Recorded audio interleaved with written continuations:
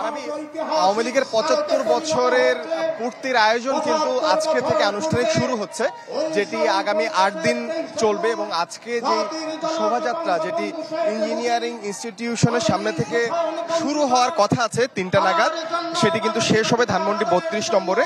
এবং আজকের এই আয়োজনের মধ্য দিয়েই কিন্তু যেমনটি বলছিলাম যে এই যেই ৮ দিন ব্যাপী ৭৫তম প্রতিষ্ঠা বার্ষিকীর যে অনুষ্ঠান, সেটি কিন্তু শুরু হচ্ছে। এর মধ্যে এই র্যালি ছাড়াও কিন্তু গতকালকে আওয়ামী লীগের সাধারণ সম্পাদক আমাদের গণমাধ্যমে জানিয়েছেন যে বিভিন্ন ধরনের কর্মসূচি তাদের থাকছে। এর মধ্যে ২৩ তারিখ, যেদিন আসলে মূল প্রতিষ্ঠা বার্ষিকীর দিনটি, সেদিন সোহরাওয়ার্দী উদ্যানে জনসভা, যেখানে প্রধানমন্ত্রী এবং দলীয় প্রধান শেখ হাসিনা থাকবেন।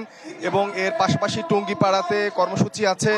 আগামীকালকে ধানমন্ডিতে রবীন্দ্র সরোবরে কর্মসূচি আছে, বৃক্ষরোপণ কর্মসূচি আছে, সাইকেল র্যালি আছে।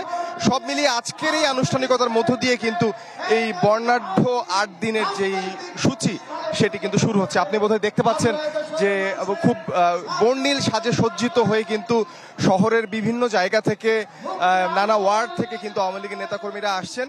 কেন্দ্রীয় নেতাদের কয়েকজন এসেছেন, তবে আজকে বক্তব্য রাখবেন সাধারণ সম্পাদক ওবায়দুল কাদের। তিনি এখনো এসে পৌঁছাননি, হয়তো কিছুক্ষণের মধ্যে উনি এসে পৌঁছাবেন। তবে নেতাকর্মীরা কিন্তু খুবই উচ্ছ্বাসিত আজকের এই আয়োজন ঘিরে, আয়োজন সফলভাবে সম্পন্ন করার জন্য।